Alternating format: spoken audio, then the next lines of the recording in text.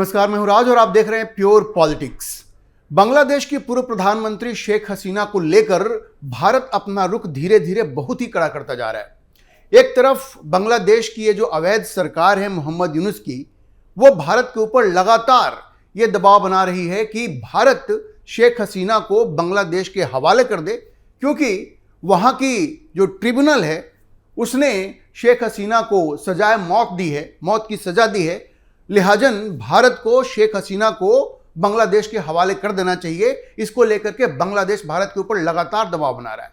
लेकिन भारत की जो सरकार है उसने बड़ा स्पष्ट कह दिया है कि शेख हसीना भारत की मित्र हैं और उनको बांग्लादेश को सौंपने का सवाल ही नहीं है।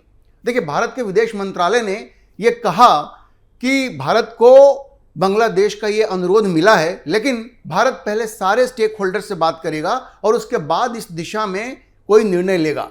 अभी क्या हुआ है कि भारत के जो विदेश मंत्री हैं डॉक्टर जयशंकर, उन्होंने ये बड़ा स्पष्ट कर दिया है कि शेख हसीना जब तक चाहें भारत में रह सकती हैं। जी, ये एक बहुत बड़ा स्टेटमेंट है जो भारत के विदेश मंत्री डॉक्टर जयशंकर ने दिया है और ये संकेत देता है कि नरेंद्र मोदी की सरकार किसी भी हालत में शेख हसीना को बांग्लादेश को सौंपने को तैयार नहीं है। देखिए, जब विदेश मंत्री ये कहते हैं कि शेख हसीना जब तक चाहें भारत में रह सकती हैं, इसका मतलब बड़ा स्पष्ट है। भारत सरकार ने यह बहुत स्पष्ट रूप से संकेत दे दिया है कि भारत में शेख हसीना को कोई छू नहीं सकता, कोई उनको हाथ नहीं लगा सकता। अब देखिए, शेख हसीना अगस्त में भारत आई थी, तब जब वहां की सड़कों पे जो हिंसा हुई थी उसमें बहुत सारे छात्र मारे गए थे और उसी को आधार बना करके वहां की जो क्राइम ट्रिब्यूनल है उसने शेख हसीना को यह सजाए मौत दी है। लेकिन वहां की जो सेना थी उसने आखिरी वक्त में शेख हसीना के पीठ में खंजर भोंका और वहां से भागने के लिए मजबूर किया। लेकिन आप ध्यान रखिए कि जब शेख हसीना बांग्लादेश छोड़ करके भारत आई थी, उस वक्त भी वो प्रधानमंत्री थी, उन्होंने अपना इस्तीफा नहीं दिया था और आज भी वो बांग्लादेश की एक चुनी हुई प्रधानमंत्री हैं। और ये जो मोहम्मद यूनुस है, ये तो अमेरिकी पिट्ठू है, इसके पास तो कोई मैंडेट ही नहीं है, कोई अधिकार नहीं है बांग्लादेश पे शासन करने का। लेकिन अमेरिकी सरकार, अमेरिकी डीप स्टेट ने जबरदस्ती उसे बांग्लादेश पे थोपा हुआ है और आज मोहम्मद यूनुस वहां पे शासन कर रहे हैं। तो भारत ने बड़ा स्पष्ट कह दिया कि भाई शेख हसीना तो एक चुनी हुई प्रधानमंत्री हैं और वो भारत की मित्र भी हैं, इसलिए शेख हसीना को बांग्लादेश को सौंपने का कोई सवाल ही पैदा नहीं होता है और शेख हसीना को कोई हाथ भी नहीं लगा सकता है। उनसे स्पेसिफिकली ये सवाल पूछा गया डॉक्टर जयशंकर से कि भाई क्या भारत शेख हसीना को जब तक वो चाहें तब तक भारत में रहने के लिए अलाउ कर सकती है, क्या भारत की सरकार अलाउ करेगी क्या? तो डॉक्टर जयशंकर ने बड़े स्पष्ट रूप से कहा कि बिल्कुल, शेख हसीना जब तक चाहें भारत में रह सकती हैं, भारत की सरकार उन्हें कभी भी भारत छोड़ने के लिए नहीं कहेगी और ना ही कभी शेख हसीना को बांग्लादेश को सौंपा जाएगा। यह भी संकेत उन्होंने बड़ा स्पष्ट दे दिया है। देखिए, जयशंकर ने कहा कि वो यहाँ एक खास परिस्थिति में आई थी। उन्होंने बताया कि कैसे उनको बांग्लादेश से भागने पर मजबूर कर दिया गया और ये जो बांग्लादेश में उनके खिलाफ ये जो सजाए मौत दी गई है ना, जो इंटरनेशनल क्राइम ट्रिब्यूनल है, वो दरअसल कोई इंटरनेशनल ट्रिब्यूनल नहीं है, वो बांग्लादेश की अपनी डोमेस्टिक ट्रिब्यूनल है। और सोचिए कि आप जिसको सजाए मौत दे रहे हैं उसके एब्सेंस में, उसकी अनुपस्थिति में आपने उसका पक्ष भी नहीं सुना और आपने उसको सजाए मौत दे दी। तो जयशंकर ने कहा कि भाई वो विशेष परिस्थितियों में वो भारत आई थी और वो परिस्थितियां अभी भी बरकरार हैं और जब भी उनके ऊपर भारत कोई निर्णय लेगा, बांग्लादेश ये बार बार दबाव बना तो रहा है कि भाई उनका प्रत्यार्पण कीजिए, लेकिन जब भी ये निर्णय लिया जाएगा तो इन परिस्थितियों को जरूर ध्यान में रखा जाएगा और तभी कोई निर्णय लिया जाएगा। और जब उनसे ये पूछा गया जयशंकर से कि बांग्लादेश के साथ भारत के जो रिश्ते हैं उस पर इनका क्या असर पड़ेगा या भारत किस तरह से देखता है, तो भारत ने बड़ा स्पष्ट कहा कि भाई भारत ये चाहता है कि वहाँ पे एक डेमोक्रेटिक पॉलिटिकल प्रोसेस जो है वो बांग्लादेश में शुरू हो। और ये डेमोक्रेटिक पॉलिटिकल प्रोसेस कैसे शुरू हो सकता है जब आपने वहां की सत्तारूढ़ पार्टी को, जो पिछली बार शासन में थी, आपने उसको चुनाव लड़ने से ही मना कर दिया, उसकी सबसे बड़ी लीडर को, उसके नेता को आपने देश छोड़ने पर मजबूर कर दिया। ऐसा कहीं होता है क्या? और आप पूरी तरह से एक कट्टर इस्लामी संगठन जमाते इस्लामी के चंगुल में आप फंसते जा रहे हैं। और देखिए, मोहम्मद यूनुस की स्थिति इतनी खराब हो रही है कि वो जो छात्र थे जिन्होंने आंदोलन किया था, जिनकी वजह से शेख हसीना को वहां से भागना पड़ा या भागने पर मजबूर कर दिया गया, वो भी अब मोहम्मद यूनुस से खुश नहीं है। तो मोहम्मद यूनुस की स्थिति तो वहां बिल्कुल खराब होती जा रही है। ऐसे में मोहम्मद यूनुस ये चाहते हैं कि शेख हसीना को भारत उनके हवाले कर दे ताकि वो उनको फांसी पे लटका सके। ये इस तरह की सोच रखने वाला ये व्यक्ति अभी वो मोदी सरकार को नहीं जानता। उसे ऐसा लगता है कि उसके दबाव बनाने से भारत की सरकार शेख हसीना को उनके हवाले कर देगी, लेकिन ऐसा होता हुआ दिख नहीं रहा है। और डॉक्टर जयशंकर ने बड़े ही स्पष्ट रूप से कह दिया है कि भारत में शेख हसीना को कोई हाथ नहीं लगा सकता और वो जब तक चाहें वो भारत में रह सकती हैं। देखिए, भारत के विदेश मंत्री का कहना अपने आप में बहुत मायने रखता है, क्योंकि अब इस पर बहस की कोई गुंजाइश नहीं है। बहुत स्पष्ट है कि बांग्लादेश कुछ भी कोशिश कर ले, वो जिस तरह से चाहता है कि भारत प्रत्यार्पित कर दे, एक्स्ट्राडिशन कर दे शेख हसीना का, वो होने वाला नहीं है। नरेंद्र मोदी की सरकार पूरी ताकत से शेख हसीना के साथ खड़ी है और शेख हसीना का कोई बाल भी बाका नहीं कर सकता। डॉक्टर जयशंकर के बयान से तो बिल्कुल स्पष्ट हो गया है। अच्छा, डॉक्टर जयशंकर ने एक बात और कही कि भाई देखिए, बांग्लादेश में चुनाव की बात तो हो रही है, लेकिन चुनाव फ्री एंड फेयर होना चाहिए। ऐसा नहीं कि आपने चुनाव कर दिया और कोई घपलेबाजी कर दी, कोई स्कैम ही कर दिया इलेक्शन का और फिर आपने कहा कि जी बस ये जीत गया वो हार गया। ये नहीं होना चाहिए। पारदर्शिता होनी चाहिए, पारदर्शिता होनी चाहिए। भारत ने बड़ा स्पष्ट कहा है। तो अगली बार जब भी वहाँ चुनाव होते हैं, फरवरी में चुनाव होने की बात हो रही है, तो बांग्लादेश को ये समझना चाहिए कि भारत की जो चिंताएं हैं उसका उनको ख्याल रखना पड़ेगा।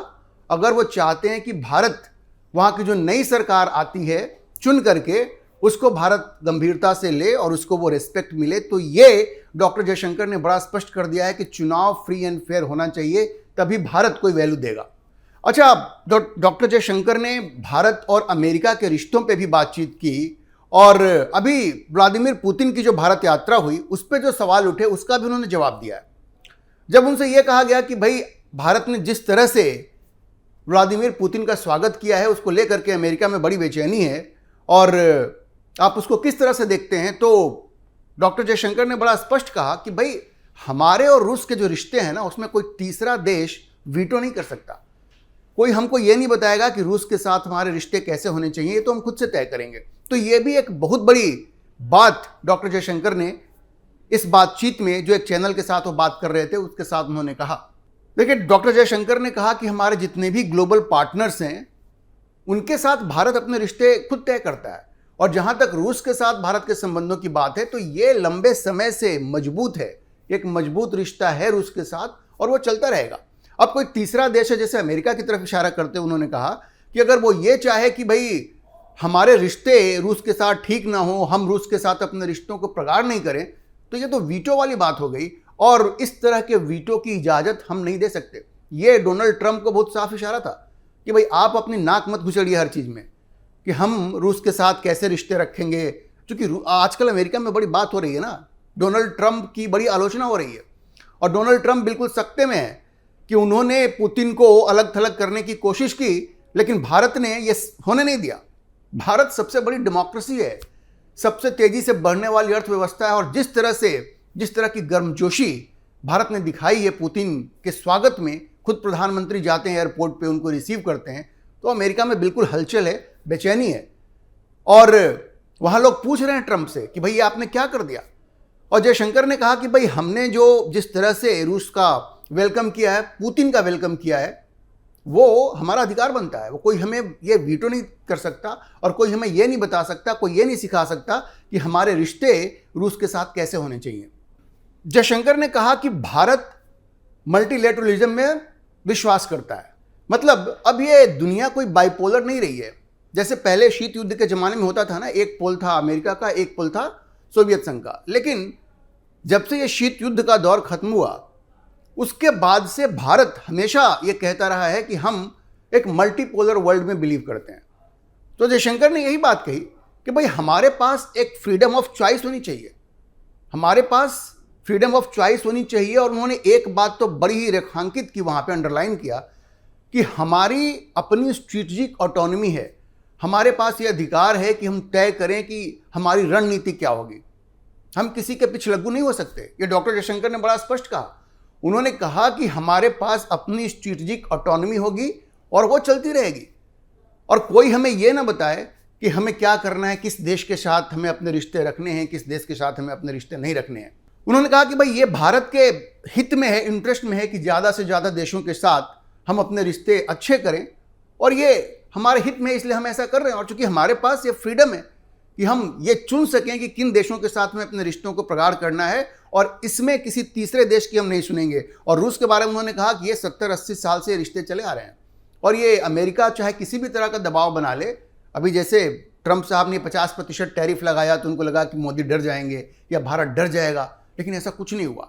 भारत और रूस के संबंधों पर इसका कोई असर नहीं पड़ा। और डॉक्टर जयशंकर ने बड़ा स्पष्ट कहा कि ये वीटो करने की बात तो ट्रंप को सोचनी नहीं चाहिए, क्योंकि भारत और रूस के रिश्ते कैसे होंगे ये दोनों देश ही डिसाइड करेंगे। मतलब भारत डिसाइड करेगा, रूस डिसाइड करेगा, मोदी डिसाइड करेंगे, पुतिन डिसाइड करेंगे। ये अमेरिका कोई नहीं होता ये कहने वाला कि भाई भारत रूस के साथ अपने रिश्ते कैसे रखे। और उन्होंने कहा कि भाई देखिए, ऐसा है कि अमेरिका के साथ भी हमारे रिश्ते महत्वपूर्ण हैं, और जो ट्रेड डील है उस पर जो थोड़ी बातचीत अभी आगे बढ़ रही है उस पर भी डील हो जाएगा।